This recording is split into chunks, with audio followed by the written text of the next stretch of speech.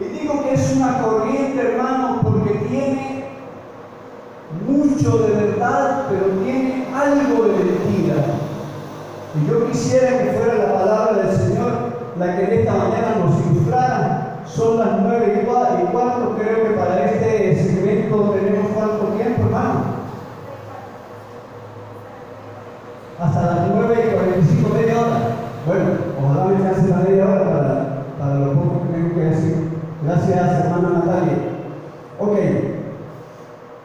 como estaba mencionando, quisiera que fuese el único referente que nosotros, el máximo, el mejor, el más fidedigno referente que nosotros debiéramos tener para ilustrarnos, para alimentarnos del Señor.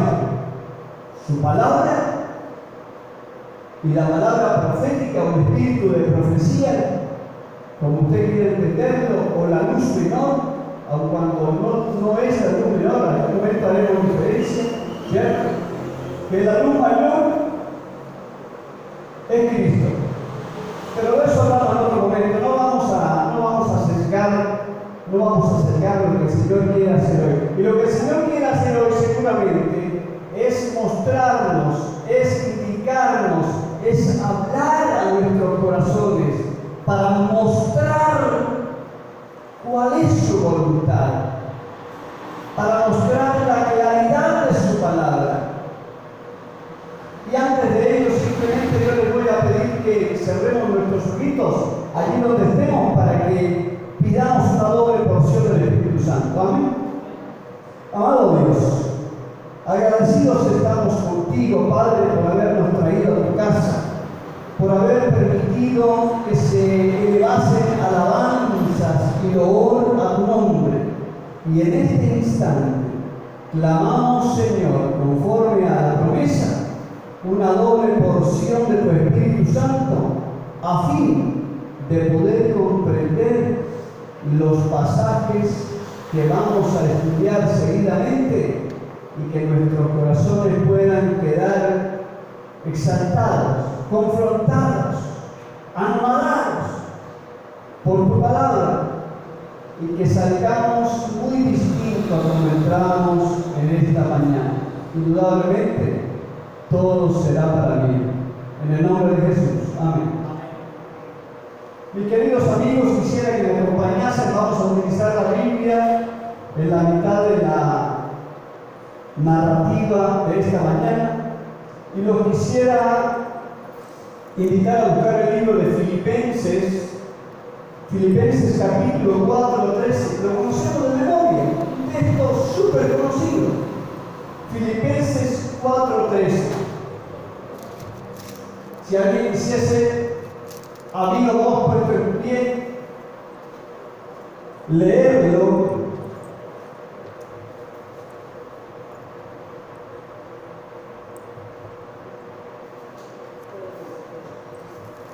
Filipenses 4:13. ¿Qué dice Filipenses 4:13? Todo lo puedo en Cristo que me fortalece. Amén. Todo lo puedo en Cristo que me fortalece. Ahora, yo me pregunto, ¿qué es todo? Y la única respuesta que hay para todo es todo. ¿Cierto? Todo lo puedo en Cristo que me fortalece. Pero me gustaría que mirásemos un poco el contexto. Y el contexto de esa frase lo encontramos en el verso 16, por ejemplo, donde dice, o si leemos el 14, leemos, sin embargo, bien me hicisteis al comunicar conmigo en mi aflicción. Verso 16, pues aún a Tesalónica me enviasteis lo necesario una y otra vez. ¿De qué estará hablando el apóstol Pablo en el verso 16 cuando dice, y aún a Tesalónica me enviasteis, ¿qué cosa?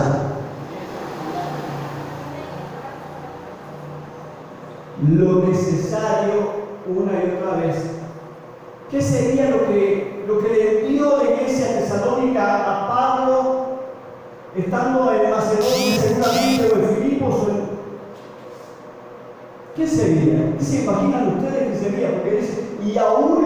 necesario. ¿Lo necesario para qué?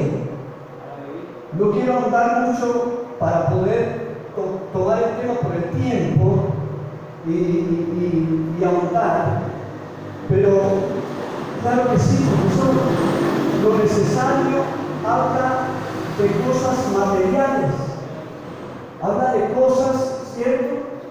Sabemos que el apóstol Pablo tenía como oficio, era un hombre de Dios, de sostén propio, y él para hacer su ministerio fundamentalmente hacía cartas con sus manos y las vendía, y con eso se ayudaba y además ayudaba al adelanto de la iglesia.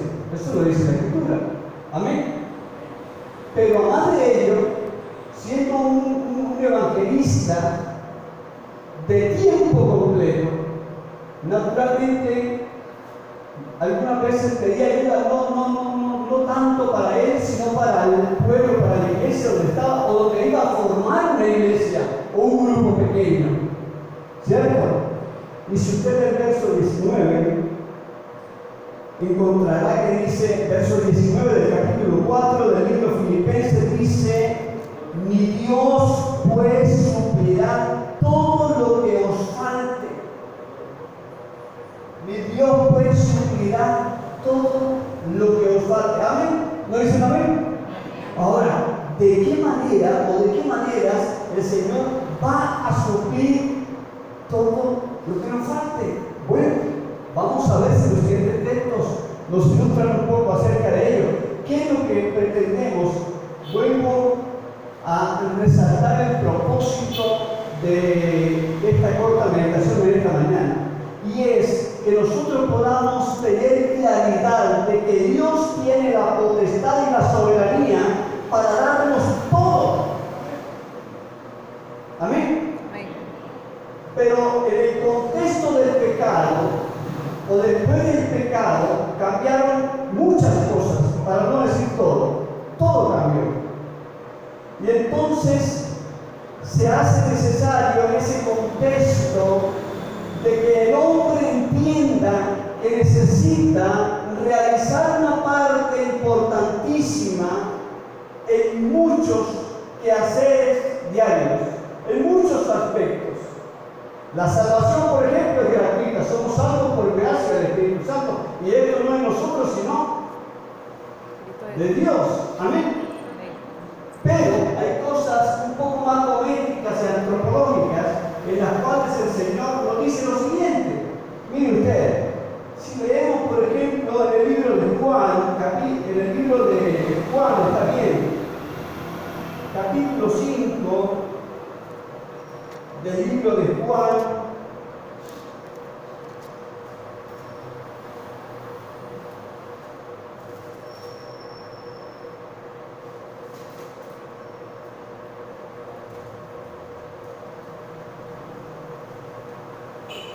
¿qué dice Juan 5:14?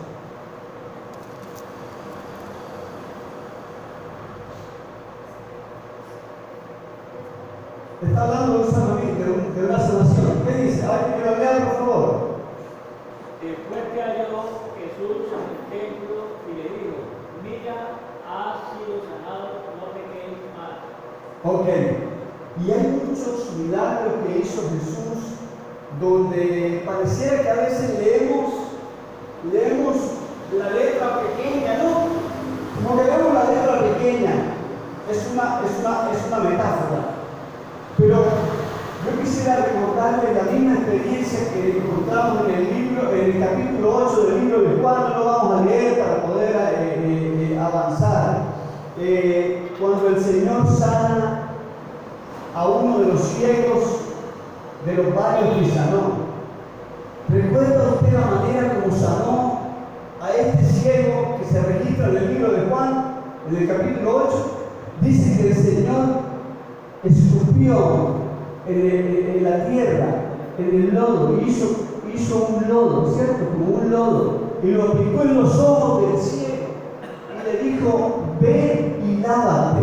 Y después que el ciego se lavó, recibió la vista. Amén. ¿Están conmigo o no?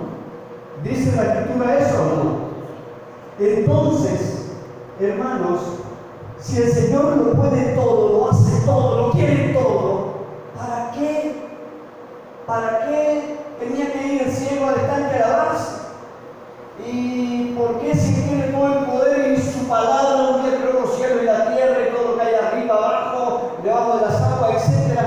Y solamente tiene que decir la palabra. Sin embargo, mire usted que hizo un tratamiento de geoterapia. Los que han estudiado algo de medicina natural, que han repasado, que saben mucho, sabrán las funciones que tiene la hidroterapia en el contexto de la hidroterapia, que es el tratamiento con agua caliente, fría, alternado, como sea, ¿cierto? Alternado de cabezas de lluvia, manilumios, baños de esquina, fricciones con sal y ortiga,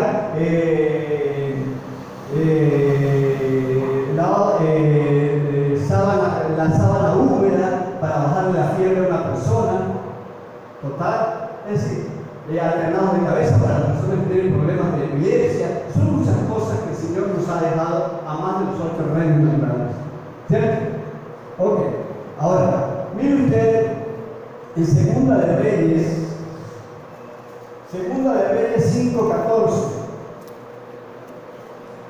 En el libro Segunda de Reyes 5:14,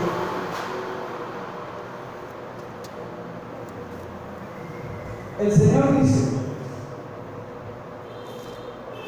Él entonces descendió y se zambulló 7 veces en el Jordán, conforme a la palabra del varón de Dios.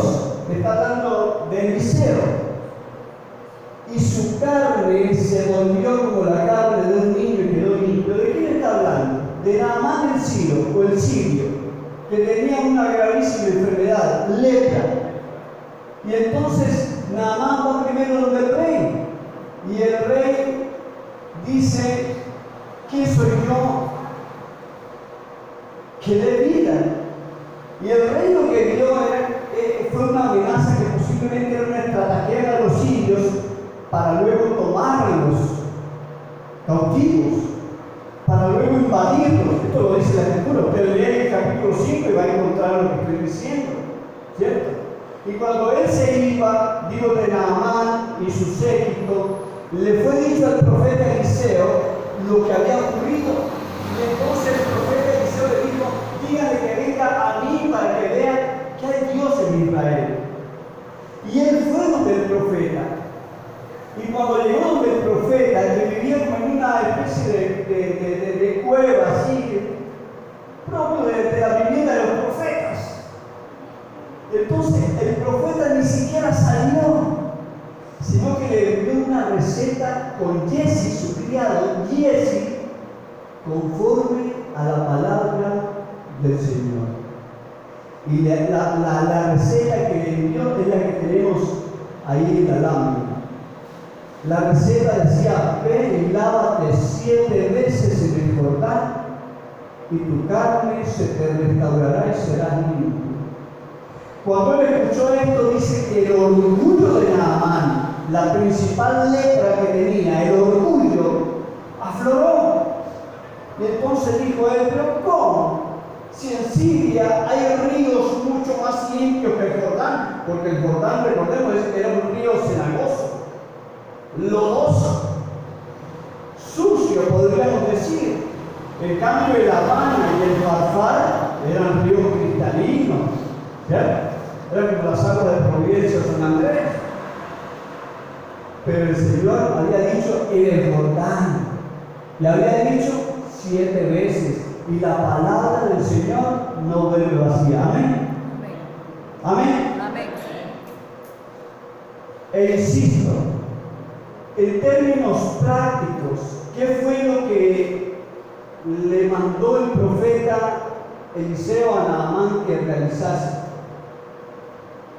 Un tratamiento de geoterapia completo, que está indicado para el cáncer, que está indicado para el lupus, porque el barro, la arcilla, sabemos que tiene propiedades radioactivas Y hoy día en los sanatorios naturistas, yo recuerdo de hace poco más de 30 años que usábamos el barro. Hoy día se está usando el barro, cataplasmas de barro con carbón vegetal activado para el tema del cáncer, porque absorbe las sustancias tóxicas mórbidas que usted igual podría aplicarse una cataplasma de la silla y hacer una bendición, ojalá directa.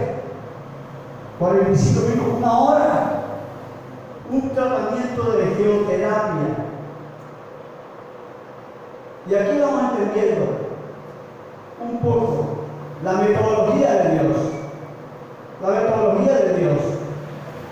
para tratar de reflexionar, porque yo no les estoy pidiendo que crean en algo diferente, ni siquiera es algo diferente, es solamente una particularidad de la palabra del Señor, ¿cierto? Mire usted,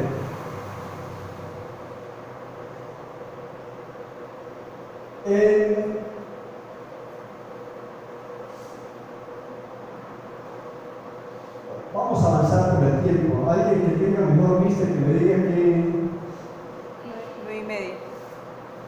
9:30. Es ahorita. ¿No saben lo que hay 15? Vale. Pensé que me acabo de tiempo. Ok. Bueno, vamos entonces con una experiencia que es maravillosa, muy entendible. Traté de buscar citas, textos que nosotros conocemos para hacer una relectura,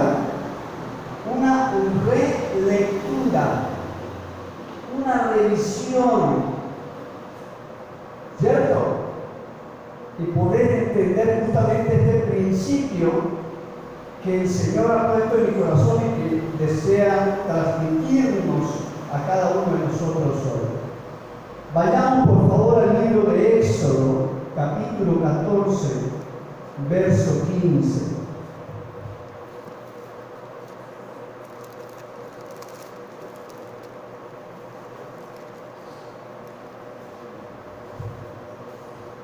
Éxodo 14,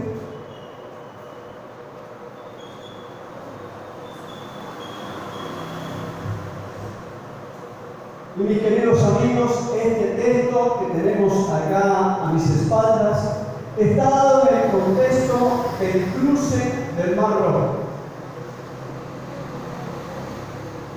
Cuando Dios profirió estas palabras que están allí consignadas, el Señor ya le había dicho al pueblo a través de Moisés que lo iba a llevar a un lugar maravilloso, que no se preocupasen, que Él se encargaría de llevarlos. Ellos solamente tenían que creer, algo que de pronto nos hace falta, no sé si un poquito, un pocotón, un poquitín, yo no sé, eso lo sabe cada uno, ¿cierto? Pero Dios había prometido, Dios había dicho, y lo que Dios dice, eso hace, porque Dios nunca miente. Amén.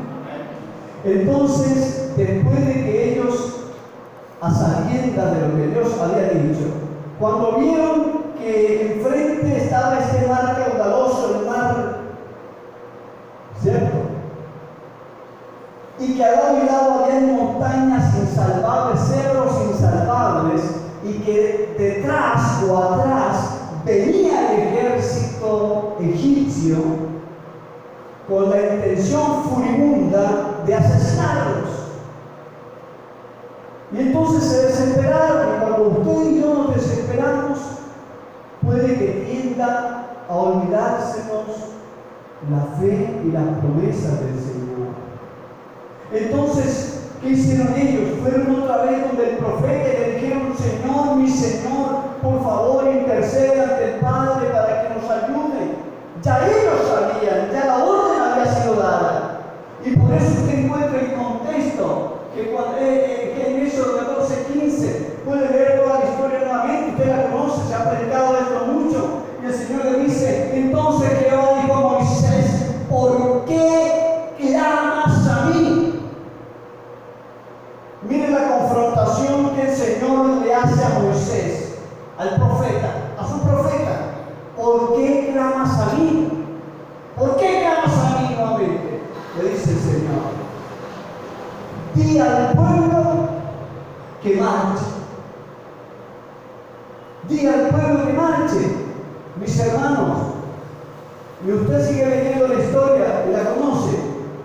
Y cuando el pueblo comenzó a marchar en pos del Mar Rojo, dice que el Mar Rojo se abrió y la selva del Señor dice que pasaron en seco el Mar Rojo. Amén.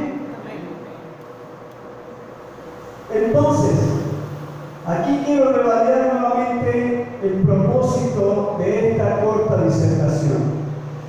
Y es que el Señor quiere lo mejor para nosotros, que el Señor nos quiere dar todo, pero el Señor quiere que entendamos que nosotros tenemos una parte importantísima que realizar, que es movilizar en nosotros la voluntad, el esfuerzo personal, la fe, porque la fe es personal.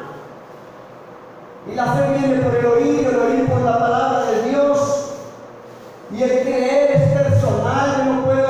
Yo no puedo actuar en función de la fe de mi amigo, de mi hermano, de ninguno. Es mi fe la que me va a salvar finalmente. Y el que no cree, dice la palabra del Señor, ya está perdido. Di al pueblo que marche. Hermano, usted y yo estamos marchando en fe, o de pronto estamos esperando otra orden, o estamos esperando manicruzados o sentados allí en la banca de que ocurra cosas maravillosas porque hemos estado orando fervientemente o ayunando y orando de corazón, sinceramente, y no pasan ciertas cosas que estamos pidiendo al Señor. Pero ahora yo voy a dejar más en claro de pronto esta historia y voy a remitirme y les voy a invitar a que por favor, en la medida de lo posible, puedan leer un capítulo maravilloso. Se llama la obra en pro de los interpretantes. La obra en pro de los interpretantes. ¿Ok? Está en el libro Ministerio de Educación. Y habla de forma específica de aquellas personas por las cuales Cristo vino a sufrir y padecer lo que vivió en la cruz del Calvario y todos los vejámenes que anteriormente enfrentó. Y debemos entender que el Señor Jesús vino a sanar y a salvar ¿qué cosa? Lo que se había perdido. Que el Señor vino por los enfermos, porque los sanos no tienen necesidad de médico. ¿Amén? ¿Está usted enfermo? ¿Tiene alguna afección física? ¿Está enfermo del alma, del espíritu? ¿Emocionalmente tiene algún conflicto? ¿Tiene problemas de ansiedad? ¿Tiene depresión? ¿Tiene angustia? ¿Tiene mucha rabia? Cosas normales que podemos sentir, que las sintió Jesús, nuestro ejemplo. Pero la palabra dice, airaos, pero no pequéis. Pero el Señor en el templo, yo recuerdo que cuando vio el templo, lo había convertido en una cueva de ladrones, se quitó el cinturón y sacó a todos los que estaban allí a punta de cinturón, a punta de correa. ¿Ah? Y el Señor Jesús lloró sobre la ciudad amada enfrente de Jerusalén. Y se entristecía Jesús, porque la parte humana de Jesús es tal cual la parte humana nuestra. Y fue en esa parte humana donde Él venció, para darnos ejemplo de que es posible vencer en esta naturaleza corrompida, corrupta, degradada por tanto tiempo. Amén. Pero que para hacerlo, y nos va a quedar más claro acá, si es que tenemos fe, ¿cuál es la metodología del Señor?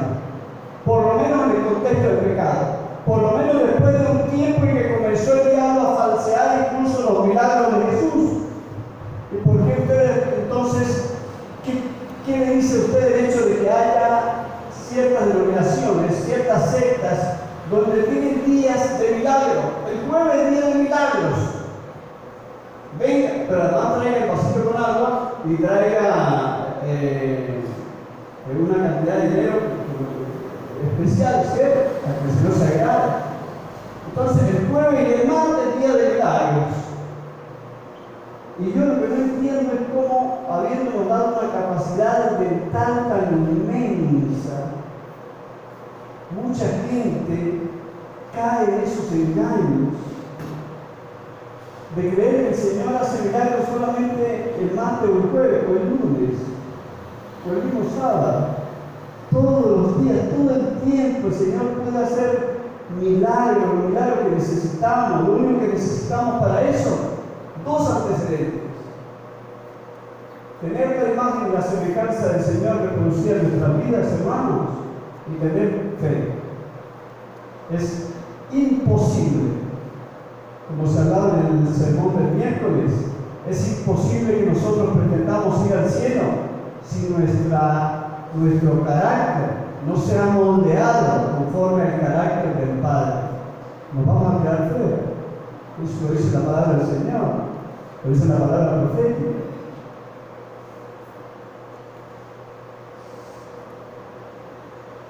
La obra en pro de los intemperantes habla de que hay que hacer una obra especial por aquellas personas que más bajo han caído, por aquellas personas, por los borrachos, por las prostitutas, por los drogodependientes, por los licenciosos, por los adictos al sexo, por los adictos al juego, los ludópatas, que hoy se ve tanto esa problemática en nuestros hijos incluso, por los adictos a las compras, es decir, por todo lo que tiene connotación de pecado. Y el pecado es un púlpito con demasiados tentáculos. Y a veces algunos dicen, no, pero aquí yo no soy tan pecador como aquel que es borracho o aquella que es prostituta. Pero para el Señor pecado es pecado. Y en Proverbios capítulo 6, verso 16 dice: 6 cosas aborrece que vaya un cielo a unir su alma. Y lo primero que coloca el Señor es los ojos antiguos, el orgullo. El orgullo, hermano, usted sabía que es el pecado más ofensivo para el Señor. Ahora bien, yo quisiera leer solamente dos textos, y uno dice: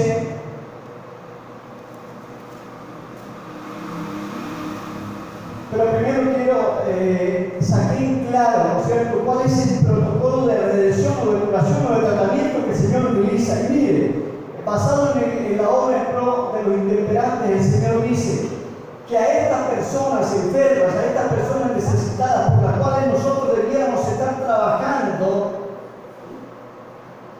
hay que, número uno, tenderles una mano de ayuda sincera, una mano de auxilio, si no se hundirán cada vez más. Segundo, dice que hay que atender a su condición física, porque en ellos el pecado no es solamente de connotación espiritual, sino de connotación fisiológica. Están enfermos, ya se ha producido un proceso neuroadaptativo, un proceso de dependencia, se ha generado una tolerancia, por ejemplo, en su vida, que es el aumento progresivo del consumo de algunas sustancias, lícitas o ilícitas. Entonces, hay que trabajar fundamentalmente en la parte física. Necesitan alimentos y brebajes sanos y no excitantes, que serán alimentos y brebajes sanos y no excitantes. Sino lo que el Señor nos recomendó en el mensaje que nos diera en 1863 acerca de la reforma por salud. Y los brebajes sanos y no excitantes, porque usted sabe, la medicina milenaria, un tecito de valeriana, si no puede dormir, un té de hinojo, de amargón, de hierbabuena, de hierbabuena o limonaria, como le dicen por acá.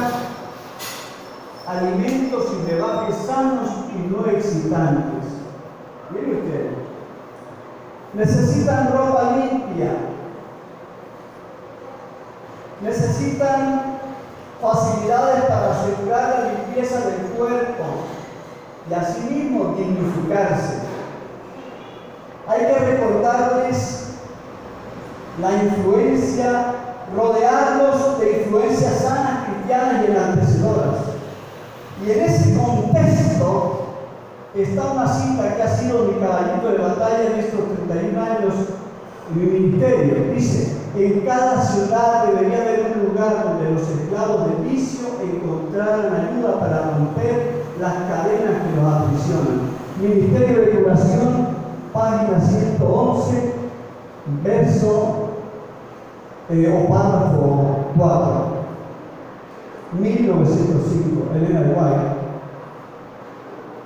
La otra vez en la clase pregunté: ¿cuántos lugares tenemos para acoger a esas personas indigentes? A esas personas que cuando el Señor hizo las bodas, dijo: los invitados dijeron que no iban a venir, no quieren venir. Entonces el Señor dijo: ve por las calles y por las plazas y llama a todos los que estén allí, a todos esos pueblos. Señor, ya llamamos a todos y aún hay espacio.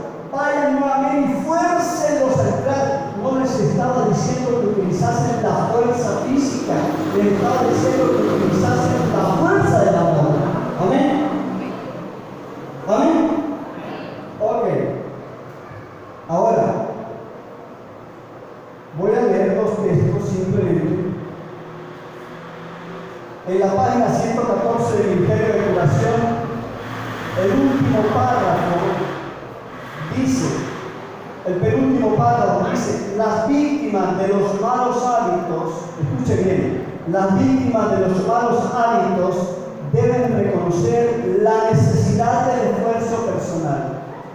¿Qué cosa? Esfuerzo personal. Que las víctimas de los malos hábitos debemos reconocer la necesidad de realizar esfuerzos personales, de que no solamente es orando y rezando y pretender que nuestras vidas, pretender que vamos a ser salvos en un culto espiritual netamente, que es un error teológico que se está predicando mucho hoy día, hermanos. Esfuerzo personal constante.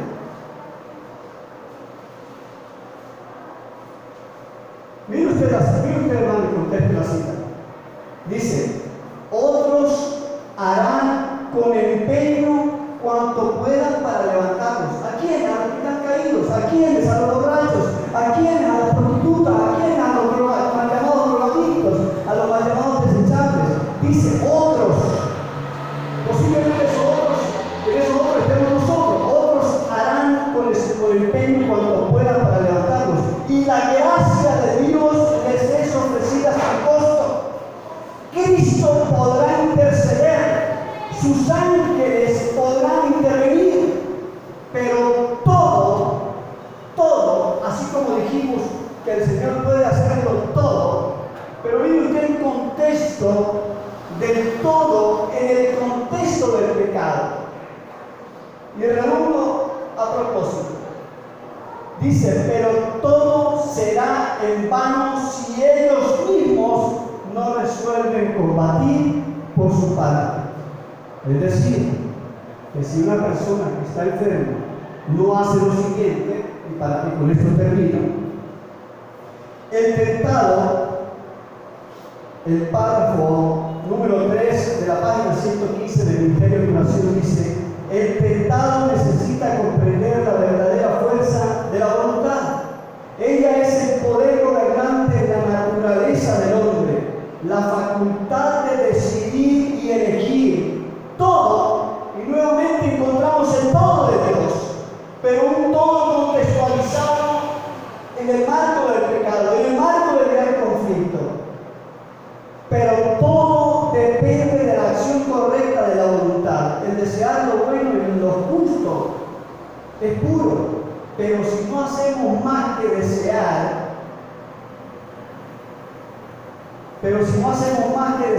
de nada sirve. Muchos se arruinarán mientras se sus malas inclinaciones, no someten su voluntad a Dios, no escogen servirle.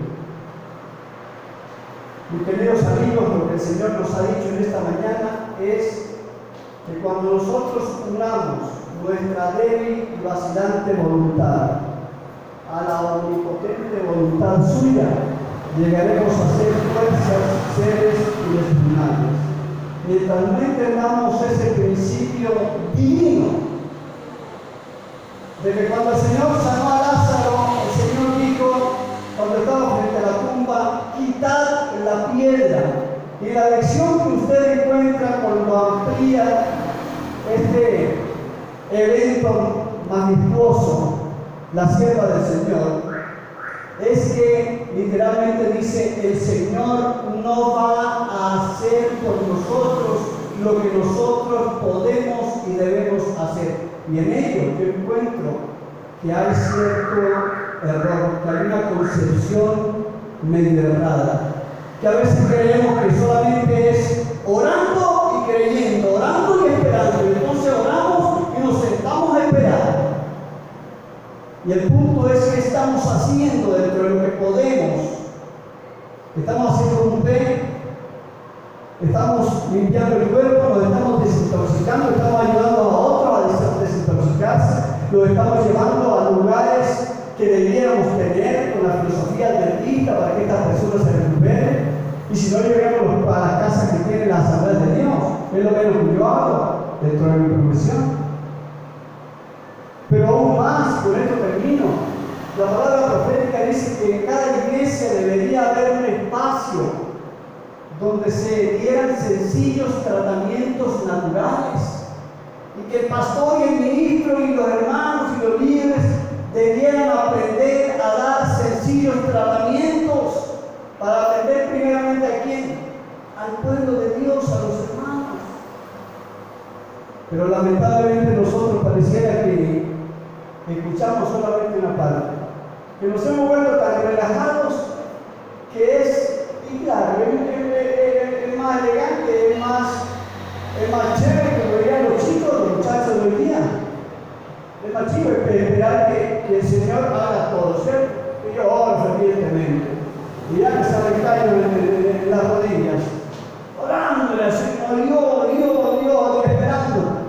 No va a pasar nada, ¿no? El Señor es soberano.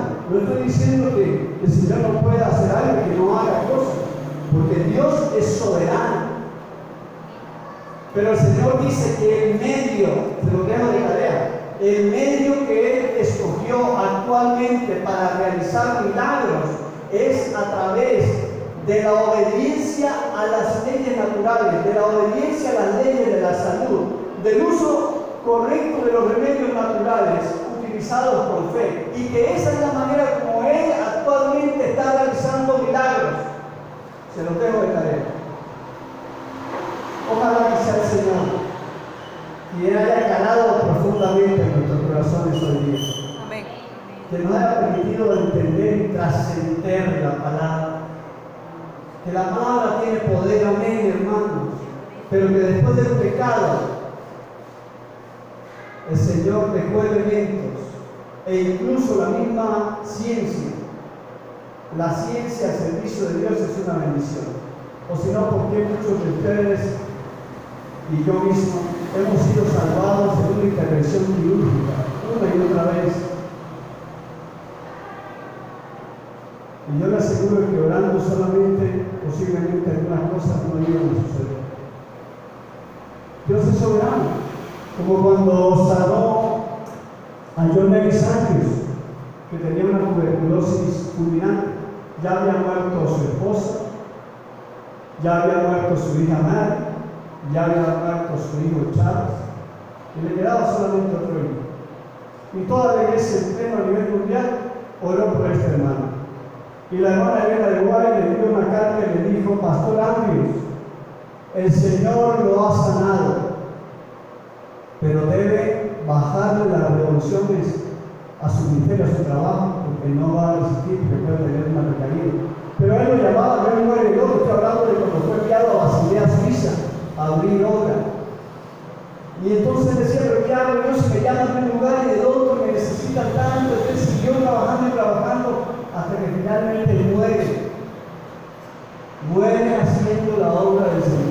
Pero el Señor los sanó. Ya lo demás es cuestión del fuero interno, de la voluntad, de qué tanto amor tenga usted por el Padre, si está dispuesto incluso a dar su vida por el Padre, como dice la Escritura. Pero una cosa es leerlo, otra cosa es sentirlo, y otra cosa es que llegue el momento en que nosotros estemos dispuestos a. Que el Señor nos bendiga en esta mañana, hermanos. Que este culto siga siendo una bendición para cada uno de nosotros.